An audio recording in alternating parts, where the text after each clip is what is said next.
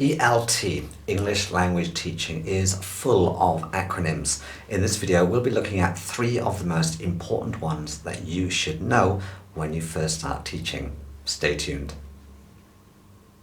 Hi everyone, I'm Marcus from ELT Breakfast. Welcome to the channel. If you're just joining me and meeting me for the first time, I'm an English language teacher and teacher trainer.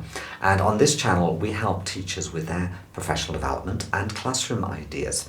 So if you are starting your teaching career, you'll probably be familiar with 3 very important acronyms. CLT, Communicative Language Teaching, ESA, Engage, Study, Activate, and PPP, Presentation, Practice, Production. Now, they're all essentially the same idea. They're based on the idea of presenting language, getting students excited and wanting to learn, and then practicing it in a meaningful way. We refer to the approach that we use as the communicative approach, or communicative language teaching, CLT. This idea really is about giving students the language that they need and the language that they want, and giving them or creating situations where they would use it in a meaningful way that connects in some way to their lives. Now, Engage, Study, Activate, ESA, essentially plays into that. So it relies on taking 3 big parts of a lesson. The first part being to engage the students, and this is to arouse interest in the topic, the particular grammar or vocabulary or something that we're going to be talking about, or a skill or a function that will come out of the lesson. So before we can actually start teaching it, we need to spend a little bit of time getting students excited about learning. And essentially that works as the first P in PPP, the presentation as well. So when we are presenting the language, we need to find a way that can connect and relate to the lives of the students. So for example, if you have a class of teenagers, the best way to engage or present the language would be by using a topic, an article, an example from pop culture.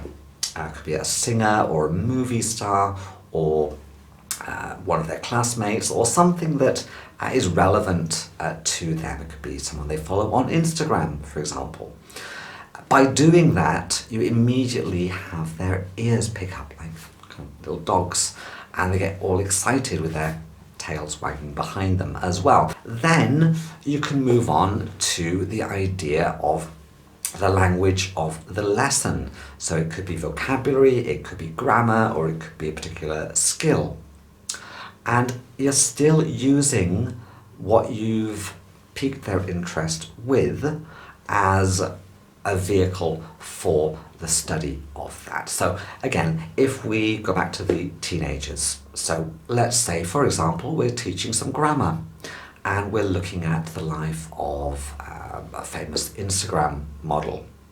So using plenty of examples of that Instagram model for the target language. So if it's the present perfect, for example, you might look at some achievements or accomplishments of that particular Instagrammer. Once you've done that, you can analyze the language. That's the study part of ESA, and still the presentation part of PPP. And then you've got multiple strategies at your disposal here. We're not going to get into that right now. We'll get into that in another video at another time. But when you've got those examples, start highlighting the grammatical structure, the present perfect, for example, or a particular vocabulary set. Then from those examples, start getting the students creating their own examples, but at this stage we're still early in the lesson, so it's best to give them some kind of practice that is very controlled. So it could be a multiple choice, it could be just fill in the blank. This gives them a little practice of using the structure in a very controlled way, where the answers in this case are simply right or wrong. There's no grey area. Once they've done that, they may feel a little bit more confident and comfortable with experimenting with their own examples using the structure. So only move on to this stage if you're confident yourself that the students have understood the target language of the lesson. Then that moves us on to the third P of PPP, that's the production stage, or the third part of ESA, Engage, Study, Activate. So now we're activating the language, we're producing the language. So this is where students can now create their own examples. It could be from their lives, it could be from a celebrity that they particularly like or follow on Instagram as well. And you're guiding them to use the structure in their more free examples. As they're doing this, again, different types of activity, we'll look into some examples in future videos, but as they're doing this kind of activity, this is where you're going around the class, you're monitoring, or if you have a one-to-one student, you're listening and you're making notes of their examples so that you can follow up then with some useful feedback, which can be divided into two parts. Corrections, highlighting maybe some small mistakes, but at the same time we want to be positive as well. So we want to praise good use of language and praise some good examples, maybe share it with the rest of the class on the board as well.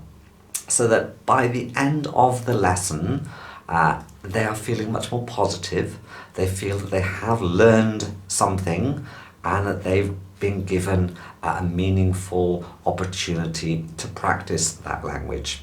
So then at the end of the lesson you can give them some further self-study, you can give some homework, or maybe some more review exercises, or maybe a meteor production activity as part of a project or a school assignment in this case.